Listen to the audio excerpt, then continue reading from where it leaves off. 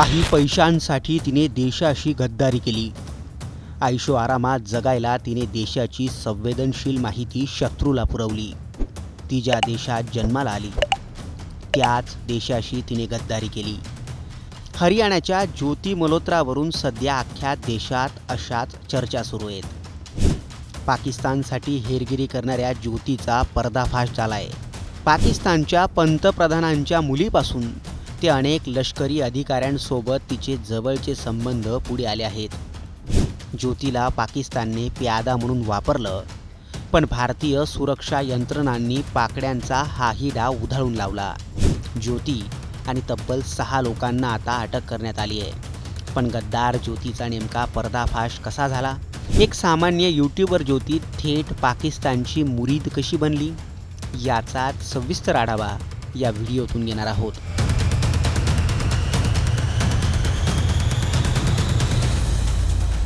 ज्योती मल्होत्रा ही मूळची हरियाणाची एक यूट्यूबर।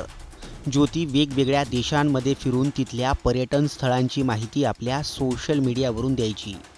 ज्योती सोशल मीडियावर लोकप्रिय आहे। तिचा मोठा फॅन फॉलोविंग आहे। ट्रॅव्हल विथ जो हे तिचे यूट्यूब चॅनल, त्याला 3.77 लाख सबस्क्रायबर्स आहेत। तर इंस्टाग्रामवर 1.32 लाख आणि फेसबुकवर 3.21 लाख फॉलोअर्स आहेत। ज्योतीने देसी इंडोजो नावाने सुद्धा कंटेंट तयार केला आहे। याच कारणामुळे ती पाकड्यांच्या संपर्कात आल्याचं बोललं जातं। ज्योतीचे वडील ऊर्जा खात्यातून निवृत्त झालेत। त्यांच्या पेन्शनवरच ज्योतीचं कुटुंब चालतं। पण तरीही ज्योती लॅविश लाईफ जगायची। महागड्या फ्लॅटमध्ये राहणं, विमान असो ट्रेन असो, ती फर्स्ट क्लासने फिरायची। महागड्या हॉटेलात राहायची। ज्योती अनेक देशही फिरून आली आहे। विशेष म्हणजे ज्योतीला पाकिस्तानसोबत लढा लागला होता। ज्योती पाकिस्तानात अनेकदा गेल्याचं समोर आलंय। नेमकं इथूनच सुरक्षा यंत्रणांना ज्योतीवर संशय आला। अवघा 20,000 पगार असताना ज्योती महागड्या हॉटेल्समध्ये राहते तरी कशी? तिचा प्रवास खर्च करतं तरी कोण? याच प्रश्नांची उत्तरे सुरक्षा यंत्रणांनी शोधली आणि त्यांना आश्चर्याचा धक्काच बसला।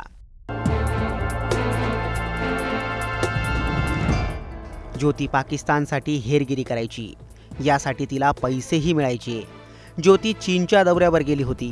तिथंही तिला VIP ट्रीटमेंट मिळाल्याचं वृत्त माध्यमांनी दिलंय।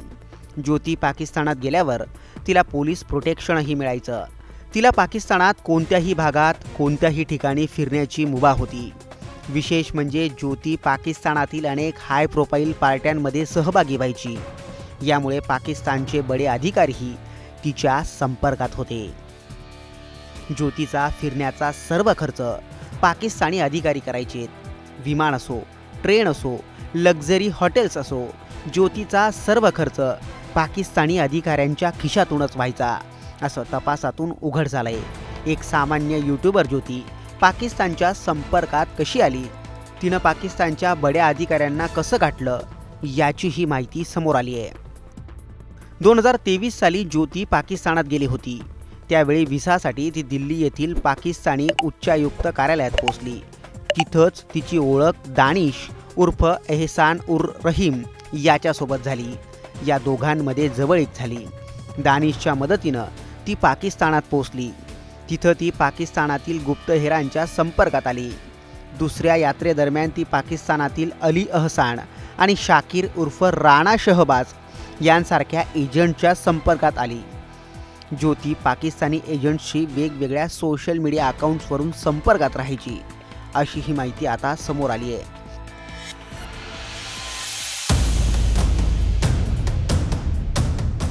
यातूनच गद्दार ज्योतीचं पाकिस्तान कनेक्शन समोर आलंय।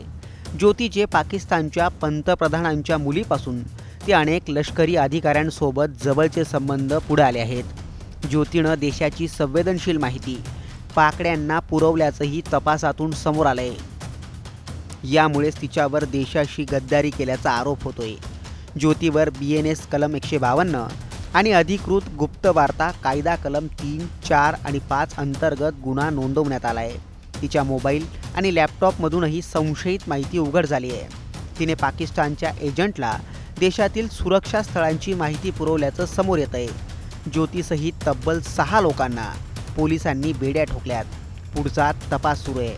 ज्योतीने पाकड्यांना नेमकी काय माहिती पुरवली, पाकिस्ताननं ज्योतीचा प्यादा म्हणून नेमका अजून काय वापर केला, याचा तपास पोलीस करतीलच.